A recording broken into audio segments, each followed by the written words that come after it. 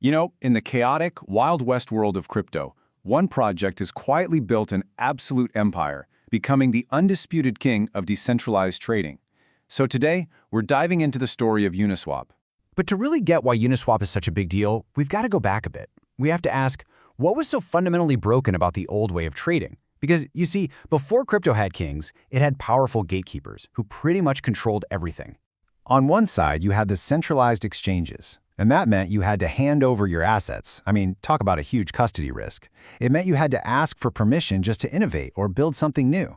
And what was happening behind the scenes? A complete black box. Uniswap's vision was the total opposite of all that. You keep your assets, anyone can innovate without asking, and everything is completely transparent and open on-chain. So this clash of ideas, it really set the stage for a broken system that was just begging for an elegant revolution. And get this revolution didn't start in some fancy boardroom. Nope, it started with a single, laid-off engineer. Back in 2017, a guy named Hayden Adams, he got inspired by a blog post from Ethereum's own Vitalik Buterin, and he just taught himself how to code. His goal wasn't to get rich, it was to build a public good, a core foundational piece of infrastructure for a whole new financial world. His solution was something called an automated market maker, or AMM. The easiest way to think about it is like an automatic currency exchange machine. It's all powered by this one beautifully simple formula, X times Y equals K. And that's what keeps all the assets in perfect balance. This single idea created a way to trade that was unstoppable, totally permissionless, and completely transparent. It was the elegant answer to the whole centralized mess. But, having a revolutionary idea is one thing. Making it work at a massive scale, that's a whole other story. For Uniswap, this kicked off a relentless race for efficiency. And the evolution has been incredibly fast. V1 in 2018, that was really just the proof of concept. Then came V2 in 2020, which became a core money Lego for the entire DeFi space. V3 in 2021 sparked a whole revolution in capital efficiency. And the vision for V4? To become a truly extensible platform that anyone can build on. But here's the thing. Those early versions had a hidden problem. They worked, but they were incredibly inefficient. The liquidity, that's the money available for trades, was spread out across every possible price you could imagine, all the way from 0 to infinity. Just think about a pair of stablecoins that barely moves from $1. Almost all the capital backing that trade was just sitting there, totally wasted. It just begs the simple question. What if most of that money is just sitting there, completely unused, earning absolutely nothing? And the answer to that question was V3's brilliant masterstroke. Concentrated liquidity. Instead of spreading your money out across all possible prices, you could now concentrate it in the specific narrow range where trades were actually happening. This made your capital vastly more efficient and just massively boosted the fees you could earn. So, the next evolution, V4, introduces what are called hooks, and this basically turns Uniswap into something like a financial app store. The main liquidity pool is kind of like the operating system.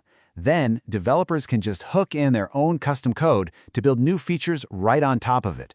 We're talking things like dynamic fees, on-chain limit orders, or even compliance tools for institutions.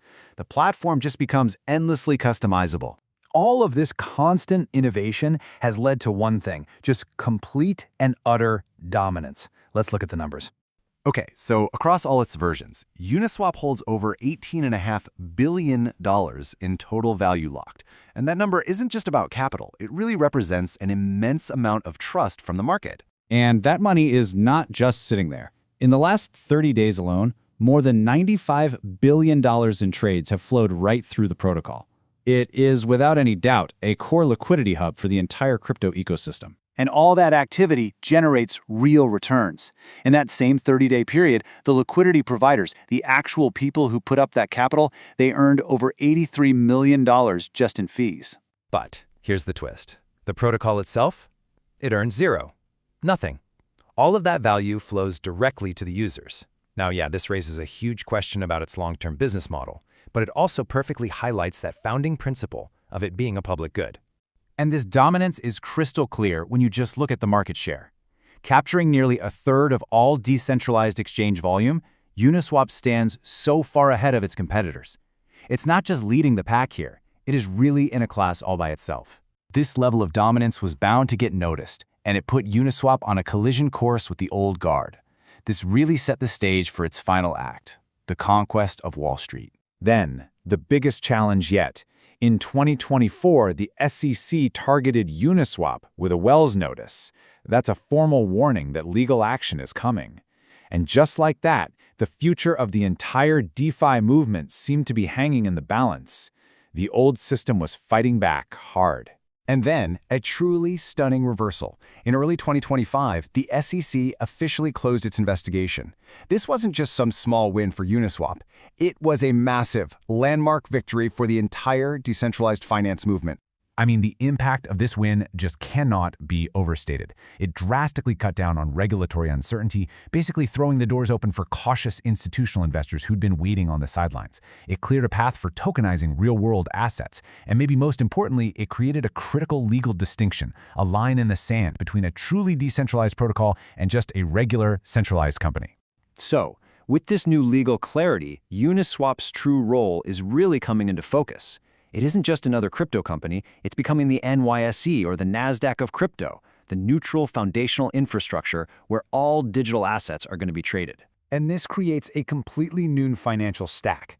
See, in the old world, market makers like Citadel and Jane Street, they operate on exchanges like the NYSE. In this new world, the Uniswap protocol is the exchange. The future digital Citadels and Jane Streets? Well, they'll just be the professional liquidity providers, competing directly on this new, neutral foundation. Which brings us to a final, pretty provocative thought.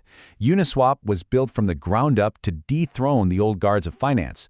But after surviving every single challenge, is it possible it will now become the very foundation that Wall Street itself ends up building on?